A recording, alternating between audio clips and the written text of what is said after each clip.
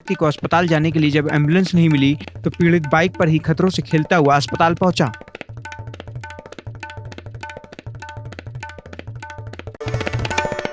CM योगी के आदेश पर अब प्रवासी मजदूरों को वापस लाने की मुहिम शुरू हो गई है। हरियाणा के विभिन्न क्षेत्रों में काम करने वाले मजदूरों को लेकर बसें यूपी बॉर्डर पर पहुंची, जिसके बाद हरियाणा से सभी मजदूरों को यूपी सीमा में प्रवेश कराया गया, जहां उनके खाने पीने की व्यवस्था भी की गई थी। गाजियाबाद में चेकिंग के दौरान शराब गोदाम से बिक्री का खुलासा हुआ है। दरअसल सियानी गेट पुलिस ने एक कार चेकिंग के दौरान शराब की पेटी बरामद की थी, जिसके बाद पुलिस ने गोदाम में छापेमारी की और मौके से करीब 3 लाख रुपए की नकदी बरामद की।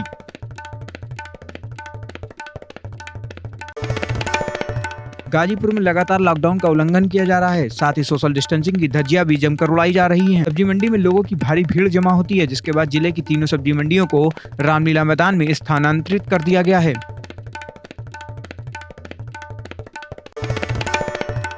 मेरठ में कोरोना पॉजिटिव की मौत का आंकड़ा 5 हो गया है। देर रात एक व्यापारी की मौत हो गई। व्यापारी की मौत पर परिजनों का एक वीडियो सामने आया है, जिसमें वो स्वास्थ्य महकमे पर लापरवाही के आरोप लगा रहे हैं।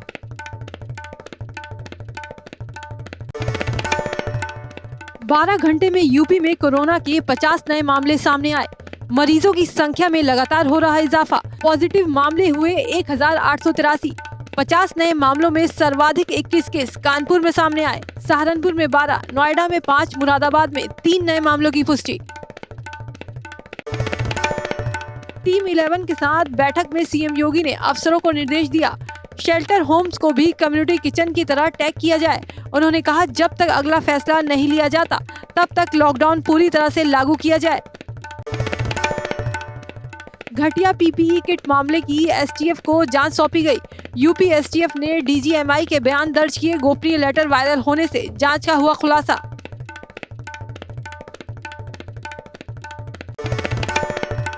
कानपुर में लॉकडाउन का उल्लंघन करने वालों को पुलिस ने दी अनोखी सजा। सभी लोगों को लाइन में खड़ा कर करवाई पीटी।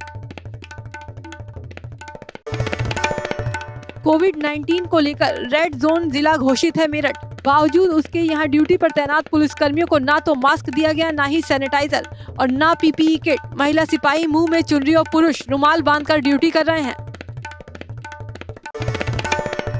लखीमपुर खीरी में एसओ मैगलगंज ने उड़ाई लॉकडाउन की धज्जियां। दिल्ली लखनऊ नेशनल हाईवे 25 पर इंस्पेक्टर सैकड़ों लोगों को दिशा निर्देश देते हुए खुद सामाजिक दूरी भूल गए। थाना मैगलगंज कस्बे का मामला। फतेहपुर के असोथर थाना क्षेत्र में बाहर से मजदूरी करने आए मजदूर लॉकडाउन के बाद मोरम खदान में फंसे हुए हैं। 1 दर्जन से अधिक मजदूरों के खाने पीने की सामग्री खत्म हो चुकी है। पीड़ित मजदूरों ने वीडियो बनाकर सोशल मीडिया पर किया वायरल। डीएम ने अधिकारियों को भेजकर सामग्री मुहैया कराई।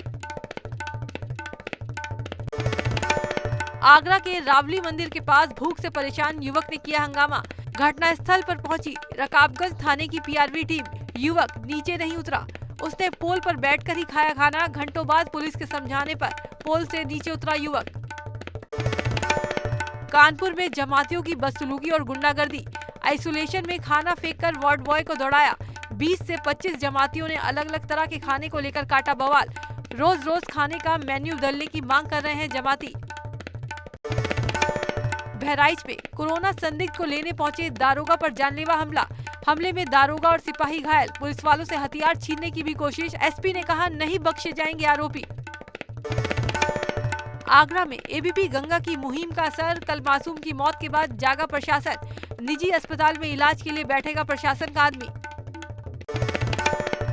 लखनऊ में एक और नया कोरोना मरीज मिलने से हड़कंप। चंदन अस्पताल में भर्ती रहे मरीज से फैला कोरोना। कोरोना मरीज का बेटा भी निकला संक्रमित। अस्पताल के डॉक्टर और स्टाफ में बड़ा संक्रमण का खतरा। कानपुर में शनिवार को 5 पुलिसकर्मियों समेत 21 लोगों में कोरोना वायरस की पुष्टि होने से हड़कंप मच गया। शनिवार देर रात आई रिपोर्ट में 13 और लोगों की रिपोर्ट कोरोना पॉजिटिव आई। शहर में संक्रमित पुलिसकर्मियों की संख्या 7 हो गई। 3 लोग कोरोना से अपनी जान गंवा चुके हैं। 9 लोग ठीक होकर हुए डिस्चार्ज। वाराणसी में 7 पुलिसकर्मी कोरोना वायरस से संक्रमित पाए गए। इनमें 1 उप निरीक्षक, 3 हेड कांस्टेबल और 3 कांस्टेबल शामिल हैं। पुलिसकर्मियों के संक्रमित होने से पुलिस प्रशासन के साथ स्वास्थ्य महकमे में हड़कंप मच गया है। सभी पुलिसकर्मी सिंगरा थाने की नगर निगम चौकी पर तैनात थे। पुलिस कर्मियों के संपर्क में आए लोगों की तलाश जारी, साथ ही थाने को सैनिटाइज किया जा रहा है। देश भर में फैले कोरोना वायरस ने जालौन में दी दस्तक। जालौन में कोरोना का पहला मामला सामने आया। एक डॉक्टर की रिपोर्ट कोरोना पॉजिटिव निकली। डॉक्टर मेडिकल कॉलेज, जिला अस्पताल समेत प्राइवेट अस्पतालों में एनेस्थीसिया विशेषज्ञ के तौर पर इमरजेंसी सेवाएं दे रहे थे। डीएम ने एक प्रेस कॉन्फ्रेंस कर बताया कि डॉक्टर के परिजन और उनके संपर्क में आए लोगों को क्वारंटीन कर दिया गया है। साथ ही डीएम ने स्पष्ट किया कि डॉक्टर जिन जिन अस्पतालों में अपनी सेवाएं दे रहे थे उन्हें भी सील किया जाएगा। फिरोजाबाद में 8 नए कोरोना पॉजिटिव केस सामने आए, जिसके बाद फिरोजाबाद में संक्रमितों की कुल संख्या 79 हो गई। 3 जमाती ठीक होकर घर वापस लौट चुके हैं। फिरोजाबाद में अभी तक 19 इलाकों को पूरी तरह से सील कर दिया गया है। इन इलाकों में किसी भी तरह की आवाजाही पर रोक है। मुजफ्फरनगर में एक बार फिर कोरोना संक्रमितों की संख्या बढ़ती जा रही है, जिसके चलते जिला प्रशासन में हड़कंप की स्थिति मची हुई है। यहाँ 2013 में दंगों को लेकर चर्चित हुए गांव कवाल में कोरोना के 2 पॉजिटिव मरीजों की संख्या बढ़ने के कारण कवाल गांव को सील कर दिया गया। लखनऊ की मंडियों के गेट पर लगेंगे थर्मल स्कैनर। नोडल अधिकारी प्रमुख सचिव ने दिए निर्देश। उन्होंने देर रात नवीन मंडी और दुबग्गा मंडी पहुंचकर लिया जायजा। डीएम और पुलिस कमिश्नर भी रहे मौजूद। नोडल अधिकारी दीपक कुमार ने थोक दुकानों में सोशल डिस्टेंसिंग का पालन के लिए सीसीटीवी कैमरे बढ़ाने के निर्देश दिए। साथ ही मंडी में गाड़ियों की आवाजाही नियंत्रित करने के लिए कहा। केजीएमयू में प्लाज्मा थेरेपी के लिए प्लाज्मा लिया जाना शुरू। सीतापुर से आए उमाशंकर मिश्र बने थेरेपी के लिए प्लाज्मा देने वाले पहले डोनर। प्लाज्मा डोनेट करने सीतापुर से लखनऊ आए उमाशंकर यूपी का पहला चिकित्सा संस्थान जो कोरोना मरीजों पर आजमाएगा प्लाज्मा थेरेपी। आगरा में स्वास्थ्य विभाग की बड़ी लापरवाही सामने आई। एक शख्स के पैर में प्लास्टर चढ़ा था, उसके बाद भी किसी ने उसको एम्बुलेंस नहीं दी, जिसके बाद मरीज को उसके परिजन बाइक पर बैठाकर घर ले गए। फतेहपुर जिले के किशनपुर थाने में तैनात दारोगा लॉकडाउन का जायजा लेने सिपाही के साथ नदी में नाव से गश्त कर रहे थे, तभी अचानक उनकी नाव नदी में समा गई। इस हादसे में 3 लोगों की डूबने से मौत हो गई। गोताखोरों ने काफी मशक्कत की लेकिन शव नहीं मिल पाए, सिर्फ नाव बरामद हुई। आगरा प्रशासन की सीमा सील की चाक-चौबंद व्यवस्थाओं के बावजूद जयपुर से बिहार तक जाने वाले मजदूरों का जत्था आगरा से होकर जाते हुए देखा गया। राजस्थान बॉर्डर से मजदूर आगरा में प्रवेश कर रहे हैं और आगरा आते हुए बिहार जाने को मजबूर हैं।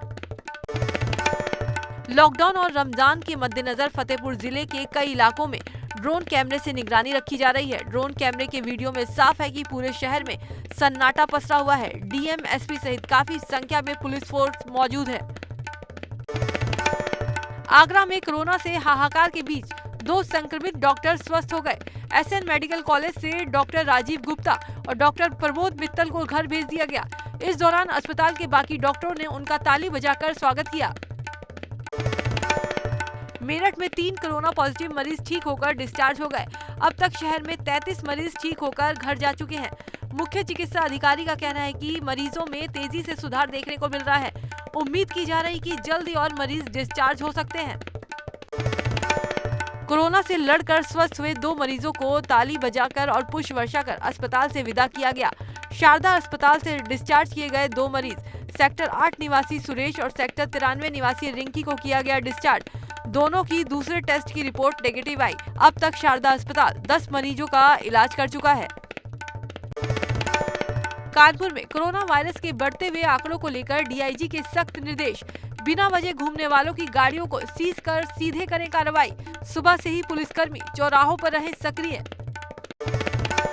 प्रमुख सचिव सिंचाई टी वेंकटेश ने मेरठ का दौरा किया। टी वेंकटेश मेरठ के कोरोना नोडल अधिकारी भी हैं। सर्किट हाउस पहुंचकर उन्होंने अधिकारियों के साथ अहम बैठक की। हॉटस्पॉट सहित मेरठ के कई इलाकों और व्यवस्थाओं के बारे में अधिकारियों से जानकारी ली। तय समय के मुताबिक यमुनोत्री धाम के कपाट खोल दिए गए हैं। सुबह 12:41 पर तीर्थ पुरोहितों ने यमुनोत्री धाम के कपाट खोले। फिलहाल यमुनोत्री धाम में किसी भी श्रद्धालु को जाने की इजाजत नहीं है। इससे पहले 21 तीर्थ पुरोहितों को यमुनोत्री जाने की अनुमति दी गई थी।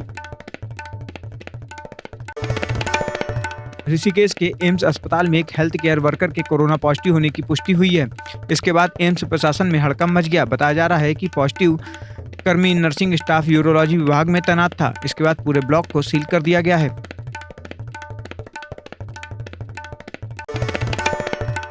भारत नेपाल सीमा पर मौजूद झूला पुल के जल्दी खोलने की कवायद नेपाल की तरफ से तेज हो गई है। इससे जहां भारतीय सीमा पर फंसे हजारों नेपाल के लोग अपने घर पहुंच सकेंगे, वहीं नेपाल में फंसे लोग भी भारत आ पाएंगे। जिलाधिकारी ने बताया कि नेपाल के चीफ डिस्ट्रिक्ट ऑफिसर की ओर से उन्हें पत्र प्राप्त हुआ है।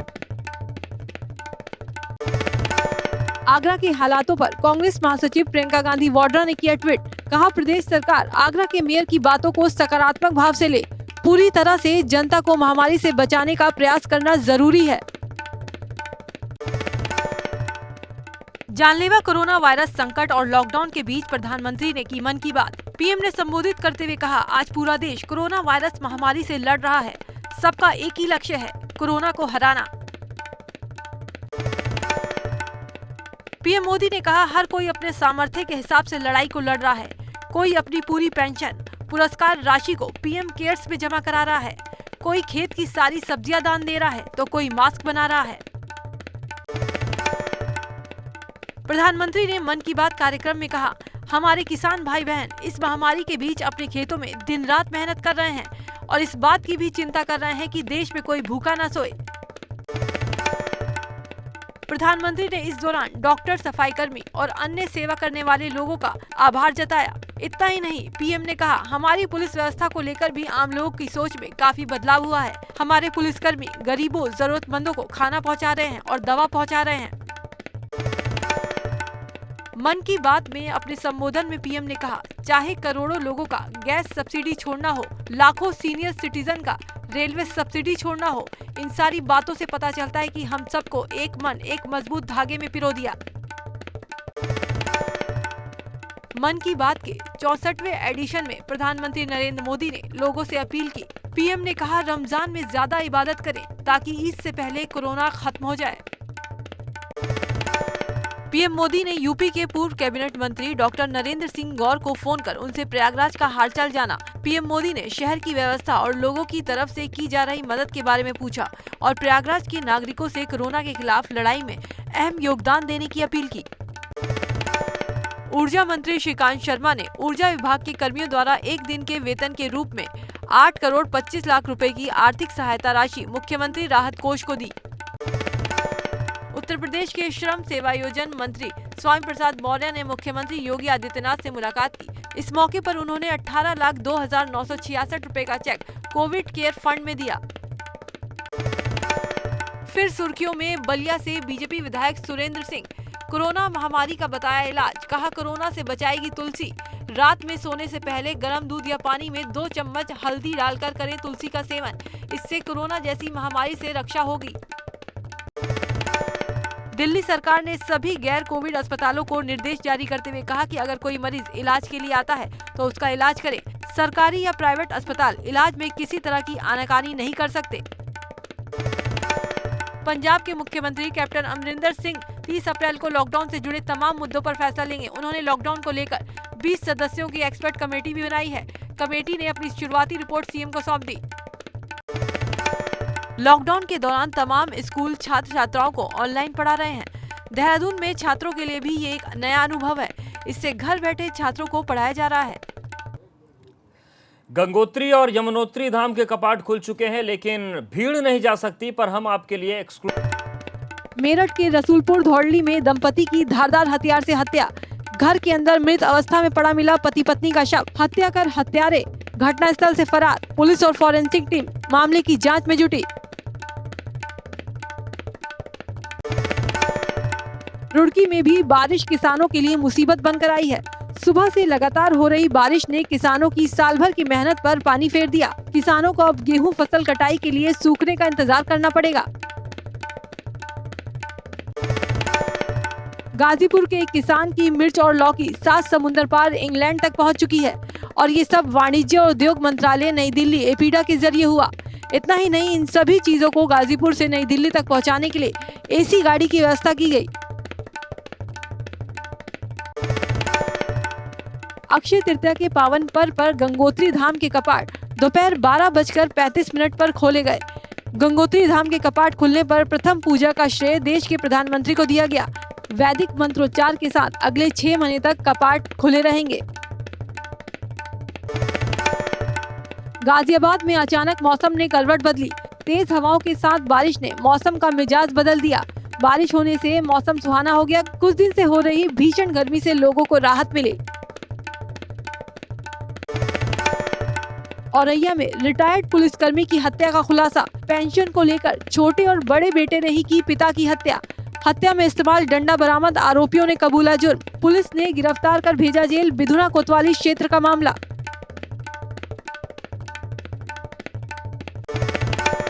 एटा हत्याकांड में बड़ा खुलासा।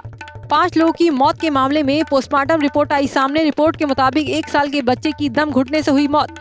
मुंह दबाने से बच्चे का दम घुटा। जहर देने की आशंका पर बिसरा प्रिजर्व किया गया।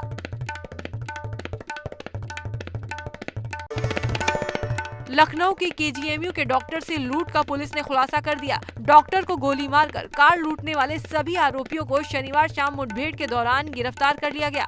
डॉक्टर से लूटपाट करने वालों में एडीएम नरेंद्र सिंह का बेटा भी शामिल है।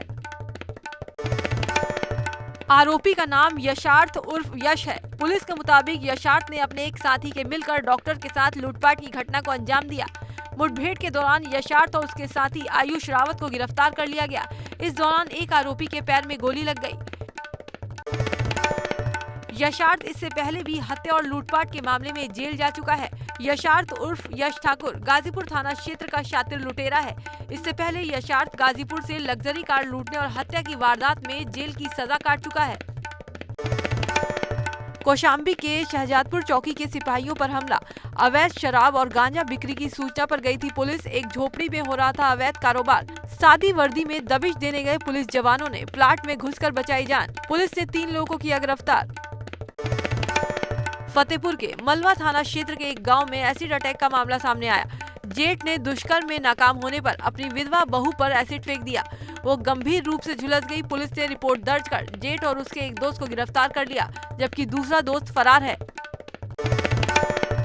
बाराबंकी जिले में लॉकडाउन के बीच बड़े महिला उत्पीड़न के मामले। महिला कल्याण विभाग में मिल रही टेलीफोनिक और ऑनलाइन शिकायतें। जिला प्रोबेशन अधिकारी ने की पुष्टि। महिलाएं फ्रस्ट्रेशन और डिप्रेशन का हो रही शिकार।